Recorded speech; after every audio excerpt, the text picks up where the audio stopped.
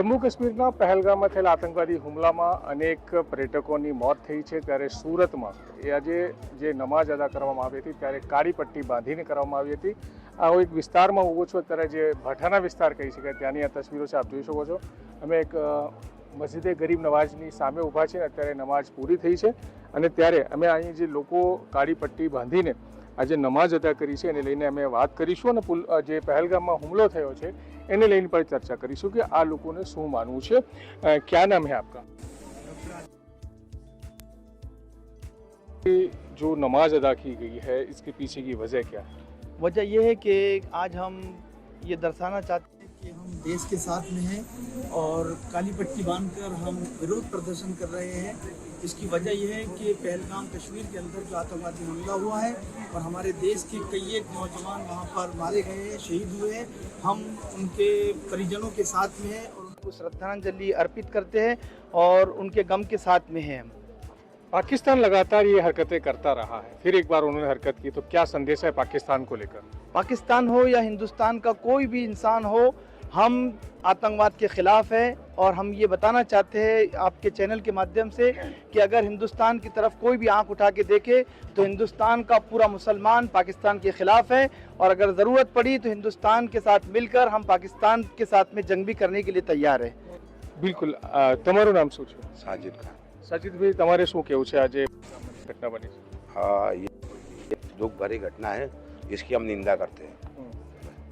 पाकिस्तान को क्या संदेश है आपकी तरफ से? पाकिस्तान को हमें संदेश देते हैं कि अगर ऐसा कुछ हुआ तो सबसे पहले हम आगे हैं पाकिस्तान के खिलाफ। अगर पाकिस्तान की हरकत है तो उसके खिलाफ हम हैं, सबसे पहले खड़े हैं, लड़ने के लिए, मरने के लिए, सब के लिए तैयार हैं। તમારું શું નામ છે? મારું નામ જમીલ અલીમુદ્દીન શેખ છે। હું અહીંયાનો સામાજિક આગેવાન છું। તમારે શું માનવું છે પહેલગામમાં જે આતંકવાદી હુમલો થયો છે અને આજે જે કાળી પટ્ટી બાંધીને જે આ નમાઝ અદા કરવામાં આવી છે? આ કાળી પટ્ટી બાંધવાનો મકસદ એક જ હતો કે જે લોકો આપણો પરિવારના વ્યક્તિઓ ગમાઈ દીધા છે, અમારી એમને સાથે ખૂબ દુઃખ સાથે અમે ઊભા છે। એમનો આતંકવાદનો કોઈ મઝહબ નથી હોતો।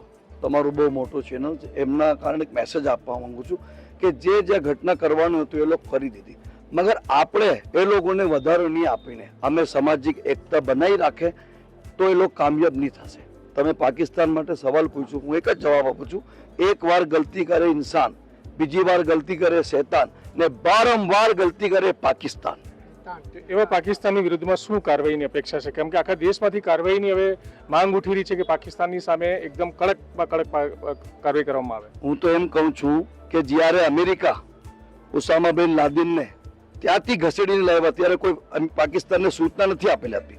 અમે આજે વડાપ્રધાનને કહેવા માંગે છે કે એવી રીતના ત્યાંથી જેટલા આતંકવાદી છે ને એમને ખસેડીને લાવો। એક એક આંસુઓનો બદલો 100 આતંકવાદી હોવું જોઈએ છે। તમારું નામ શું છે? મારું નામ મોહમ્મદ ઇકબાલ છે।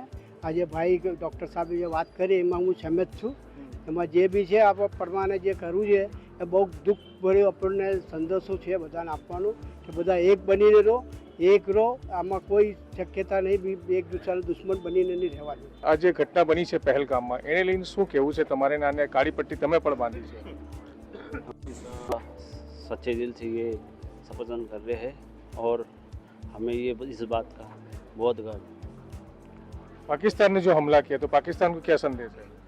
पाकिस्तान को एक ही बात कहना है कि हम हिंदुस्तान के साथ हैं और हिंदुस्तान के साथ में पाकिस्तान के साथ जंग लड़ने के लिए राजी है।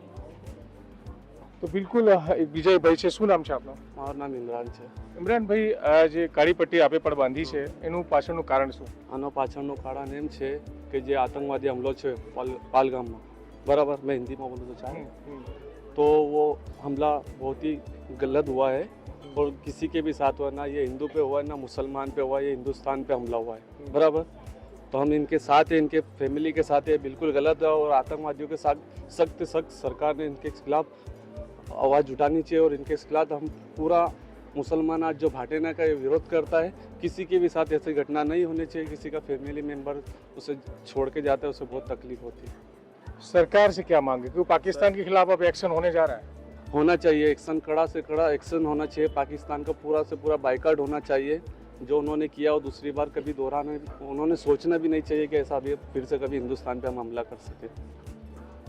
તો બિલકુલ આ તમામ લોકો એ મુસ્લિમ સમાજના લોકો છે, તેઓ ભારતીય છે અને ભારતના મુસલમાન તરફથી પાકિસ્તાન જે આતંકવાદીઓનો ગઢ કહેવાય છે, તમામ પાકિસ્તાનના આતંકવાદીઓને એક મેસેજ છે કે જો તમે ભારતની સામે આંખ ઉઠાવીને જોશો તો ભારતના તમામ ધર્મના લોકો એકજૂટ છે અને તમારી સામે લડવા માટે તૈયાર છે.